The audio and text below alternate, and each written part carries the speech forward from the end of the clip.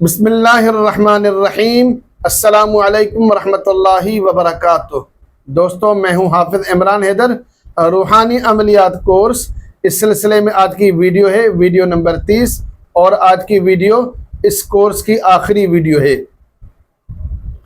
آج کی ویڈیو میں انشاءاللہ تعالیٰ میں اللہ تعالیٰ کا کلام پڑھوں گا، کچھ آیات پڑھوں گا، اور ان آیات کی تلاوت کا مقصد یہ ہے کہ آپ پر روحانی فیض جاری ہو۔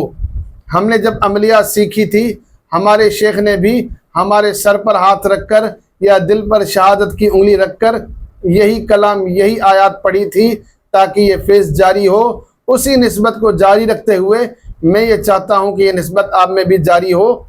تو آج کی ویڈیو میں جو تلاوت کروں گا، اس کو آپ تسلی کے ساتھ، توجہ کے ساتھ سنیں۔ عمل پڑھنے سے پہلے ایک دو باتیں ضروری کرنا چاہتا ہوں۔ پہلی بات یہ ہے کہ آپ دوست واٹس ایپ پر رابطہ کرتے ہیں، اگر آپ کا کوئی روحانی معاملہ ہو، علاج کے حوالے سے آپ واٹس ایپ پر رابطہ کرنا چاہیں تو آپ واٹس ایپ پر مجھ سے رابطہ کر سکتے ہیں۔ اور خصوصی طور پر آپ عملیات سیکھنا چاہیں، عملیات کا میرا پیڈ کورس کرنا چاہیں، تب بھی آپ واٹس ایپ پر مجھ سے رابطہ کر سکتے ہیں۔ اس کے علاوہ اعمال کی اجازت کے لیے یا وظائف کے لیے مجھ سے واٹس ایپ پر ہرگز رابطہ نہ کریں۔ الحمدللہ تمام اعمال کی میں نے اجازت یوٹیوب پر دے دی ہے، اور آپ کے وظائف کے متعلق کوئی سوالات ہوں گے تو کمنٹس میں پوچھیں گے، تو انشاءاللہ تعالیٰ آپ کو ضرور اس کا جواب دوں گا، اور الحمدللہ جواب دیتا رہا ہوں۔ اور اس عمل کے حوالے سے جو آج عمل پڑھنے جا رہا ہوں، اس کے لیے سب سے بہترین صورت یہ ہوتی ہے کہ آپ فزیکل طور پر میرے سامنے ہوتے تو میں آپ پر دم کرتا، پڑھائی کرتا، تو اس کی تاثیر زیادہ ہوتی ہے۔ انشاءاللہ تعالیٰ، اللہ تعالیٰ نے چاہا تو موقع ملا، انشاءاللہ ہم یہ بھی کریں گے۔ اور اس سے کچھ کم درجہ جو ہوتا ہے، ہم لائیو پر آئیں گے یا کال میں آئیں گے، اور کال پر یا لائیو پر ہم دم کریں گے، اس کی برکت زیادہ ہوگی، لیکن فزیکل طور پر سامنے ہوں گے اس سے کم ہوگی۔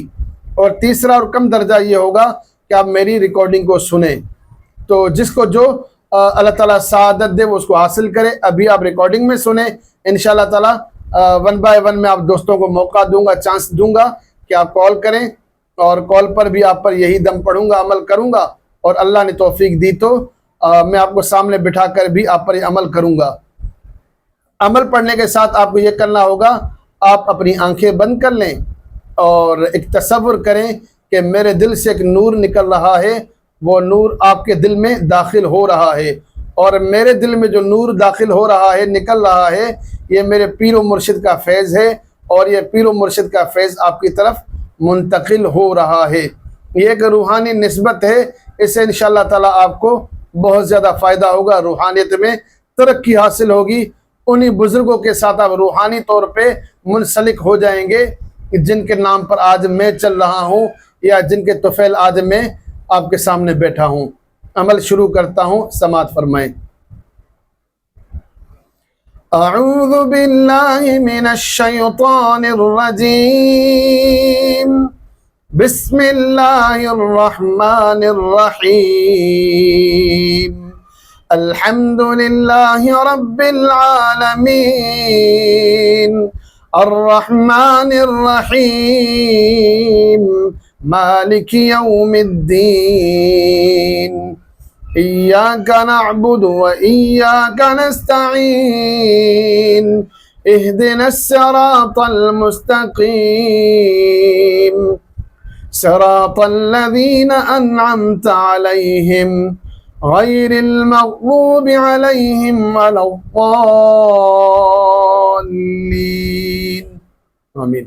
بسم الله الرحمن الرحيم، اللہ لا الہ الا هو الحی القیوم، لا تأخذه سنة ولا نوم، له ما في السماوات وما في الأرض، من ذا الذي يشفع عنده إلا بإذنه، يعلم ما بين أيديهم وما خلفهم، ولا يحيطون بشيء من علمه إلا بما شاء، وسع كرسيه السماوات والأرض، ولا يؤوده حفظهما وهو العلي العظيم. بسم الله الرحمن الرحيم. إنا أنزلناه في ليلة القدر وما أدراك ما ليلة القدر. ليلة القدر خير من 1000 شهر. تنزل الملائكة والروح فيها بإذن ربهم من كل أمر. سلام هي حتى مطلع الفجر. بسم الله الرحمن الرحيم. قل هو الله أحد الله الصمد لم يلد ولم يولد ولم يكن له كفوا أحد. بسم الله الرحمن الرحيم. قل أعوذ برب الفلق من شر ما خلق ومن شر غاسق إذا وقب ومن شر النفاثات في العقد ومن شر حاسد إذا حسد. بسم الله الرحمن الرحيم. قل أعوذ برب الناس ملك الناس إله الناس من شر الوسواس الخناس الذي يوسوس في صدور الناس من الجنة والناس. بسم الله الرحمن الرحيم. رب اشرح لي صدري ويسر لي أمري واحلل عقدة من لساني يفقه قولي. رب اشرح لي صدري ويسر لي أمري واحلل عقدة من لساني يفقه قولي. رب اشرح لي صدري ويسر لي أمري واحلل عقدة من لساني يفقه قولي. رب اشرح لي صدري ويسر لي أمري واحلل عقدة من لساني يفقه قولي. رب اشرح لي صدري ويسر لي أمري واحلل عقدة من لساني يفقه قولي. رب اشرح لي صدري ويسر لي أمري واحلل عقدة من لساني يفقه قولي. رب اشرح لي صدري ويسر لي أمري واحلل عقدة من لساني يفقه قولي. رب اشرح لي صدري ويسر لي أمري واحلل عقدة من لساني يفقه قولي.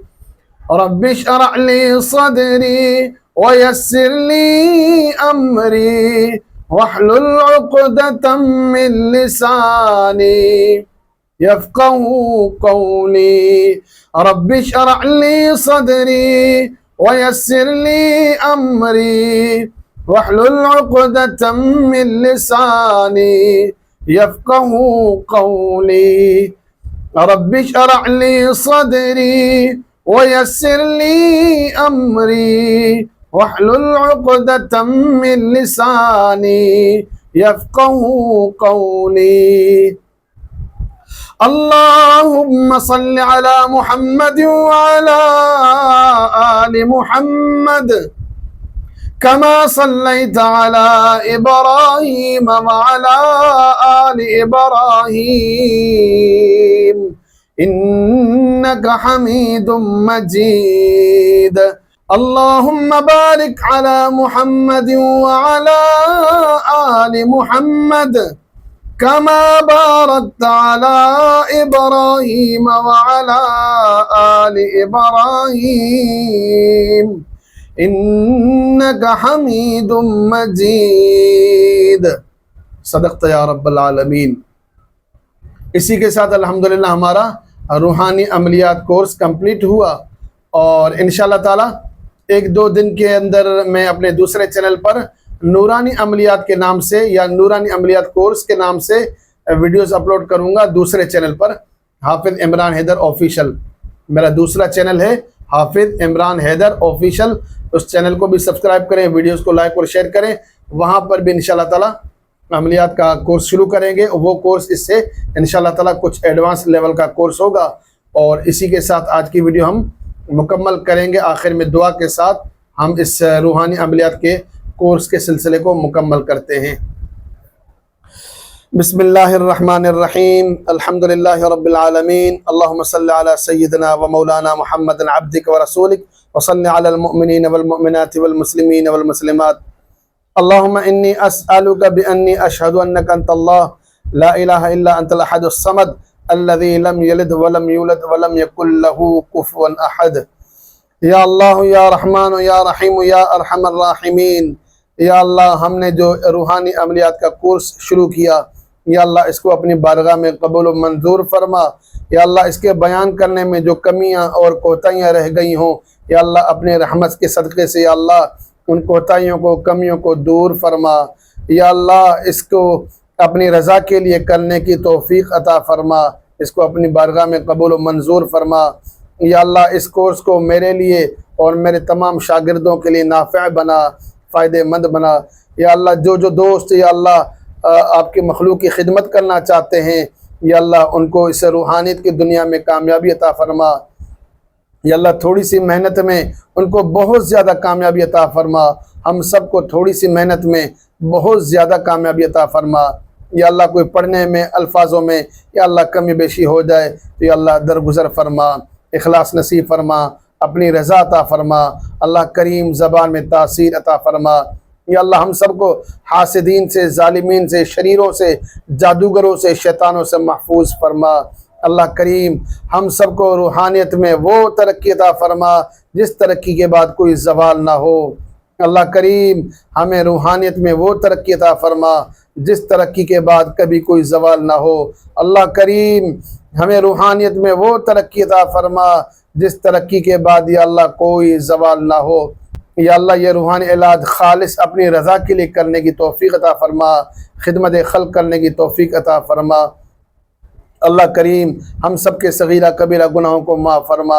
یا اللہ ہم سب کے ظاہری باطنی ارادی غیر ارادی گناہوں کو معاف فرما۔ یا اللہ ہم سب کو دونوں جہانوں میں کامیابیاں بھلائیاں عطا فرما۔ یا اللہ جب ہم مر جائیں ہمیں جہنم کی آگ سے محفوظ فرما، جنت الفردوس میں اعلیٰ مقام عطا فرما۔ یا اللہ نبی اکرم صلی اللہ علیہ وسلم کا پڑوس عطا فرما۔ یا اللہ ہمیں نبی اکرم صلی اللہ علیہ وسلم کی شفاعت عطا فرما۔ یا اللہ نبی اکرم صلی اللہ علیہ وسلم کے روزے کی بار بار حاضری عطا فرما۔ یا اللہ حج اور عمرہ کی سعادت عطا فرما۔ یا اللہ ہم سب کو کعبۃ اللہ کی زیارت عطا فرما۔ یا اللہ ہم سب کو اپنی محبت عطا فرما۔ یا اللہ ہم سب کو نبی اکرم صلی اللہ علیہ وسلم کی سچی غلامی عطا فرما۔ اللہ کریم جہاں جہاں مسلمان مظلوم ہیں یا اللہ مسلمانوں کی دستگیری فرما۔ یا اللہ مسلمانوں کی دستگیری فرما۔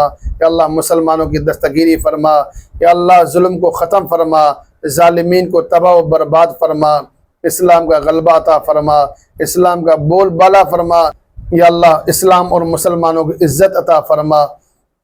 یا اللہ جتنے بھائی یا اللہ جتنے بہنیں یا اللہ رشتوں کے لیے پریشان ہیں یا اللہ ان کے لیے اچھے رشتوں کا انتظام فرما۔ یا اللہ جتنے لوگ بے روزگار ہیں ان کو حلال کی روزی عطا فرما۔ اللہ کریم جو برسر روزگار ہیں ان کے حلال کی روزی میں برکت عطا فرما۔ یا اللہ جو بے اولاد ہیں ان کو صاحب اولاد بنا۔ اللہ کریم جو صاحب اولاد ہیں ان کی اولاد کو فرما بردار بنا۔ یا اللہ جتنے بیمار ہیں ان کو شفا کاملہ عاجلہ عطا فرما۔ جتنے بھائی یا اللہ بہنیں بچے بچیاں یا اللہ قرض میں مبتلا ہیں یا اللہ قرض سے نجات کا کوئی سبب ان کے لیے پیدا فرما۔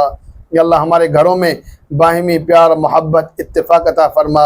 یا اللہ ہمارے گھروں میں میاں بیوی کا جھگڑا یا اللہ جہاں جہاں پر اس طرح کے مسائل ہیں یا اللہ اپنی رحمت سے جھگڑے ختم فرما۔ اللہ کریم باہمی پیار محبت اتفاق عطا فرما۔ یا اللہ جس نے دعا کے لیے کہا، جن کے نام یاد ہیں جن کے نام یاد نہیں ہیں یا اللہ جنہوں نے کہا اور جو کہنا چاہتے تھے کہہ نہ سکے یا اللہ ان سب کی تمام جائز دعاؤں کو قبول و منظور فرما۔ اللہ کریم ہم سب کی جائز مرادوں کو پورا فرما۔ اللہ کریم ہم سب کی جائز مرادوں کو پورا فرما۔ اللہ کریم ہم سب کی دعاؤں کو یا اللہ قبول فرما، ہماری حاجتوں کو پورا فرما۔ ہمیں مانگنا نہیں آتا یا اللہ بن مانگے عطا فرما۔ یا اللہ ہمارے گناہوں سے درگزر فرما۔ اللہ کریم ہمارے والدین کی مغفرت فرما، ہمارے اساتذہ کی مغفرت فرما۔ یا اللہ ہمارے شیوخ کی مغفرت فرما، خصوصی طور پر مفتی عبداللہ بروی رحمۃ اللہ علیہ کی مغفرت فرما۔ یا اللہ ان کے درجات کو بلند فرما، ان کو جنت الفردوس میں اعلیٰ مقام عطا فرما۔